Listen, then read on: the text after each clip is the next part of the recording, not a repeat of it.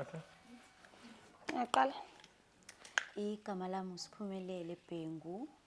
Ngihlolwa eNanda eNgcungcweni, ngihlolwa ugogo uBele kanye nogogo uNojiyeza. Ubuntombi busho ukuthi uyigcine uyiphathe kahle, ungagcini ngokuthi ugcine iso kuphela, kodwa ubuntombi buhambisana nokuthi umuntu ebe nesimilo, eyiphathe kahle emphakathini, ehloniphe nabazali.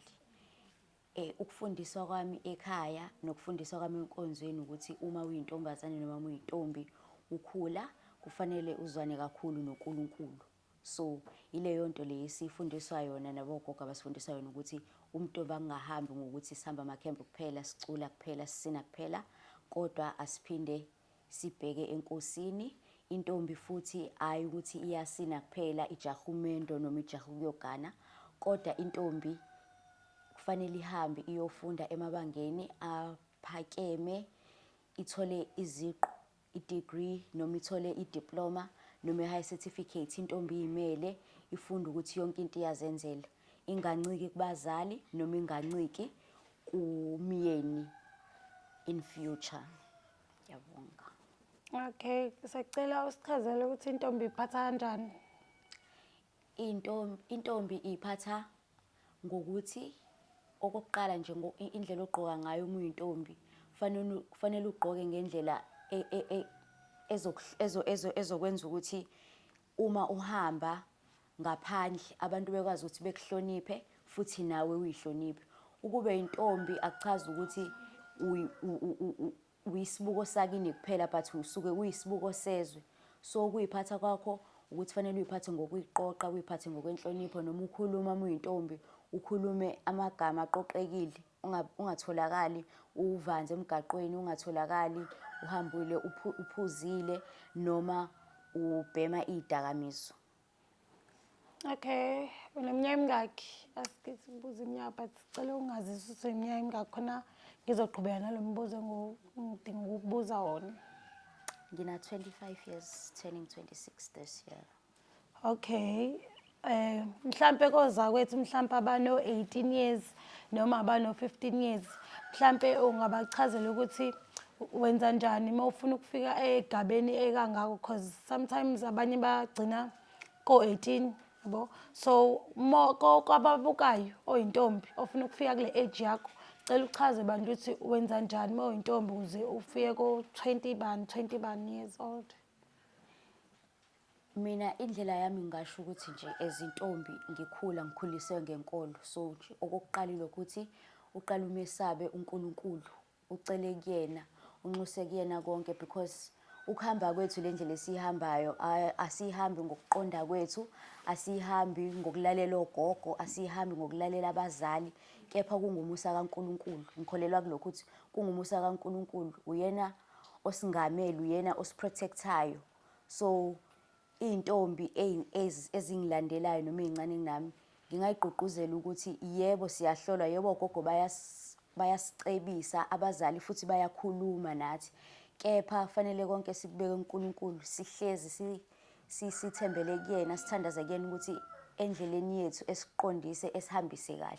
Yilokho nje okubaluleke kakhulu ukuthi umesaba uNkulunkulu, uphinde futhi uyihloniphe wena uyintombi, uzazi ukuthi ufunani empilweni. Wazi ukuthi umntombi bakho ufuna ukuthi mhlambe ngihambe ngibe intombi till mhlambe ngibe na 30. Uma sengina 30 sengiyimele, mhlambe sengingakwazi ukuthi ngibe nengane, because akuwona wonke umuntu oyoshada, akuwona wonke umuntu oyobusiswa ngomendo. So fanele uzazi uma uyintombi ukuthi uyigcineleni. Ileyo nto ebalulekile futhi fanele wazi ukuthi uyigcineleni, hayi ngoba uyigcinele ukuthi mhlambe ubona umngane wakhe eyigcinile, but fanele uzazi wena ukuthi mina ngigcinele ukuthi mhlambe ngihambe ngize ngifike esigabeni sokuthi ngiye university, after university and then ke mase ngiyabona impilo ke after ubuntombi. Iziphi izinto ezingenziwa yintombi? Ngemfundiso yasekhaya nemfundiso yasenkolweni yasesontweni la ngisonta khona, intombi ayiphuzi utshwala, intombi ayibhemi, intombi once kwahwala, ngisho bekuthiwa kuhwalala ngo-2 emini, intombi ekhaya, intombazane engabi uvanzi, intombazane ayihambi imemeza abafana, intombazane noma intombi ayihambi ima nabafana emgaqweni, cha. Uma uyintombi uhlala kini, uphuma ngoba uhamba uye esontweni, uphuma ngoba uhamba esikoleni, uphuma ngoba uhamba uya kulowa ama-sporting activities.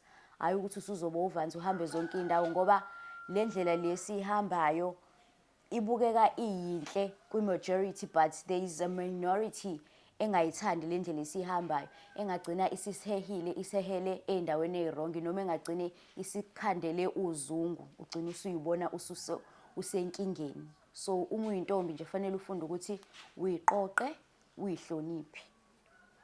So ngoba iy'ntombi ngaphandle zithukeka kwabantu, so wena umelane kanjani nalokho ukuthi because iy'ntombi angithi ziyathuka ngaphandle kuthiwa yona intombi into ukuthi. So wena umelene kanjani nalokho azofika kulesi sigaba leso ofike kusona? Yini ongayisho mhlampe kuwumuntu like ozothukwa, oke wathukwa mhlampe azogcina sekumntombi ukuthi mhlampe yini ongayisho wena umchazele ukuthi yini kumele ngakunaki, yini kumele kunake ngalokho? Into engayisho kuyintombi ukuthi into ebalulekile ukuthi uma uhambe ngokweqiniso, ulazi iqiniso lakho. Ngisho noma kuthiwa bangakuthuka, kodwa wena muwazi iqiniso lakho ukuthi mina ngihamba ngale ndlela le. Asikho isidingo sokuthi uzolokhu uhamba ubangisana nabantu noma uqophisana nabo. Uvale iy'ndlebe ngaphandle, uyivule uma uyalwa abazali, uyivule uma uyalwa othisha, uyivule uma uyalwa ogogo, noma uyalwa enkonzweni, noma ikephi la uyalwa khona, uyivulele lapho iy'ndlebe. Okubi okushiwo ontanga noma okubi okushiwoyo okuthuka iy'ntombi ungakunaki, ungakwenzi futhi ukuthi kukuthena amandla, ngoba vele kuthiwa izinja zikhonkotha imoto ehambayo, emila ziyikhonkotha. So uma kuwukuthi khona umuntu osuke elwisana nawe noma nobuwena, ingoba usuke ebona lento enhle hlampe yena eyamhlula, noma into enhle angazi ukuthi uzomelana kanjani nayo. Okay, sicela usichazele kumuntu ongazi mhlampe mase la ekusuke khona kugcwele khona iy'ntombi, mhlampe kuwusuku lwentombi eyodwa, la ekusuke khona imbuzi, sichazele ukuthi owembuzi kusuke kumayelana nani. Sometimes uma kusuke kukhona inkomo kusuke kumayelana nani, and wenzele umuntu ongazi nje umchazele. Uma sihlangene siyintombi kunemicimbi emibili. Owokuqala umcimbi owenziwa ngembuzi, loyo mcimbi loyo ubizwa ngomhlonyane noma umuntu usuke ethonjiswa. Uma umuntu esuke ethonjiswa usuke esekhishwa esigabeni sokuthi useyasuswa esigabeni sokuba yingane, usuke eseyiswa kwisigaba sakuthi usengena ebuntombini noma usengena ebudaleni, ngoba usuke esengenile esikhathini. Lapho-ke abazali basuke ingane beyicelela emadlozini ukuthi beqhubeke beyibheke ingane njengoba basuke sebeyigadile bayisingamela yaze yafika kuleso sigaba. Beqhubeka abazali abaphansi beqhubeke ingane bebe nayo njalo, beyisingamele njalo, beyifezekisele wonke amaphupho ayo ebuncaneni bayo noma kwi-teenage stage yayo. Mese kuba khona omunye umcimbi owenziwayo la sihlanganyela khona siyintombi osuke wenziwe ngenkomo. Lapho kusuke kuwumemulo, abazali basuke sebebonga indodakazi yabo ukuthi igcinile yafika kuleso sigaba thizeni. Umemulo nomhlonyana unayo ilokhuzana, i-specific age, ngokufundisa kwami nokufunda kwami. Umhlonyane wenzelwa uma uthombile. Uma ukuthi uthombe una-12 years, umhlonyane uyenzelwa. Uma ukuthi uthombe una-18 uyenzelwa umhlonyane. Umemulo nakhona unayo i-age ethize ukuthi ngoba usuna-30 sesizokwenzela umemulo, cha. Umemulo umzali usuke eseyenzela ingane yakhe ngoba esebona ukuthi hhayi mntanami usukhulile, ngiyabonga ungihloniphile. Hlampe kusuke sekukhona nosevelile ekhaya ukuthi hhayi uzocela isihlobo esihle noma uzokha leyo mbali leyo. Abazali bese bayabonga ukuthi mntanami siyabonga.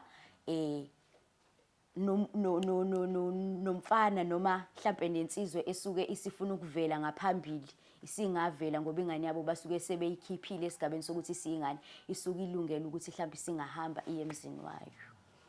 Cela usichazele ukuthi kuze kufikeni esigabeni sentombi ukuthi iba nensizwa. Usichazele ukuthi lokho kufika kanjani ngoba kuthiwa intombi ayiqomi. mhlampe mayiqoma iqoma kanjani usichazele la ekuqaleni kokuqoma kwayo kuze kufike la isuke senihamba khona ebusuku. Intombi ayijoli intombi izoqoma intombi uma kuwukuthi-ke intombi sekufika esigabeni sokuthi mhlawumbe iqomile noma sekufika esigabeni sokuthi nango-ke nayo-ke insizwa-ke isiyimise kabi intombi izohamba iyobikela induna yayo ukuthi hhayi-ke nduna sekukhona udaba olukanje kanje. Uma kuwukuthi lolo daba lolo liya-escalate to i-level whereby bafuna ukuthi i-relationship yabo beyithathe beyiformalize, induna izokhuluma nosisi lo suke efikile. Uma esekhulumile naye emtshela ukuthi okay sacela bandla ukuthi ungi-introduce kuleyo nsizwa leyo. Uma-ke induna isimbonile leyo nsizwa leyo sebekhulumile induna nensizwa, basuke-ke sebezohlela usuku lapho intombi izohamba iyomisa iduku kubo kamfana. Uma sekuyomisa iduku-ke kuhanjwe ebusuku kuthengwe izipho zithengwa umfana.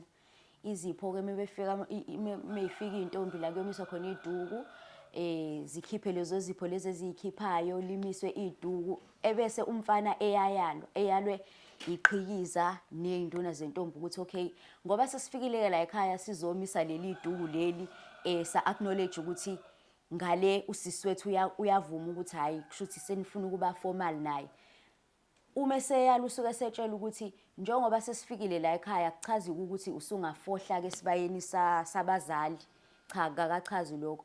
Ukumisa kwethu iduku kusuke sekuchaza ukuthi sesiyakwamukela ukuthi mhlawumbe ungahamba uye kantombazane uyoyiveza wena nsizwa ukuthi hhayi ngikhona, sengicela isihlobo esihle. Akugcine ekumiseni iduku kuphela ukuqoma, kuphelela ekuthenini abantu bayalobolana beshade. Okay, sacela usazise ukuthi usuku lomhlanga likuphi inyanga bese uyasichazela ukuthi niya nini kusukela nje ngoLwesihlanu kuya le, usichazele ukuthi ngoLwesihlanu nifike niye nini ngeSabatha nisuke senenzani then ngeSonto nisuke senenzani. And mase uyasichazela kubantu mhlawumbe ababukayo ngoba kusuke kulalwa phansi because abanye bese bexake ukuthi mhlawumbe niyahlukumezeka noma kwenzakalani yabo, usichazele nje umuntu obukayo. Umkhosi womhlanga uba ngenyanga kaSeptember. Thatha iy'nsuku ey'ntathu, kahle kuzona iy'nsuku ey'ntathu, iy'nsuku ezine because kuqale kube umkhosi womhlanga lo ohanjwa iy'ntombi lezi ey'the ukukhula. Most of the times kusuke kuyilaba abasebenzayo nabasema-university. Kodwa-ke umkhosi womhlanga jikelele ujwayele ukuthi ube ngeSabatha, uMgqibelo, amabhasi, isilo siyasikhiphela amabhasi, silandwa amabhasi ey'ndaweni ezahlukahlukene, silandwa ngoLwey'hlanu. Sifike emkhosini womhlanga kuyiLwesihlanu, kuya ngama-district ukuthi okay wena iTheku, PMB kanjalo niyahlala-ke ngokuthi nabakephi noma niqhamuka ngakephi. Uma senihleli-ke lapho niyanikeza endaweni yokulala, itende, iy'ntombi zisuke ziy'phathele ama-sleeping bags azo, zisuke ziy'phathele iy'ngubo, ndlalwe phansi kulalwe, kuvukwe ngoMgqibelo noma ngeSabatha, kuvukwe kuyiwe kogezwa emfuleni noma sigeze ngamanzi sisuke siwa-provide-we isilo esuke efike ngama-waterkani. Emva kwalokho kuyahanjwa kuyolandwa umhlanga, uhambe uyobekwa esigodlweni. Mekuqeda ukubeka umhlanga esigodlweni kulalelwe inkulumo esuke ithulwa isilo kanye nabanye abasuke besesigungwini sakwa-agriculture.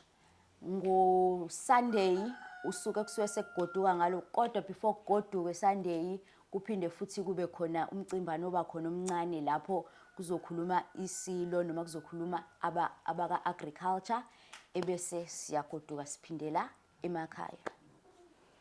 Okay, ngisacela usazise mhlampe kuyintombi ezinganawo ama-camp mhlampe ukuthi nitholakala kuphi kanjani, mhlampe izinto lo TikTok kanje, Facebook nobani yabo, sichazele yonke leyo nto.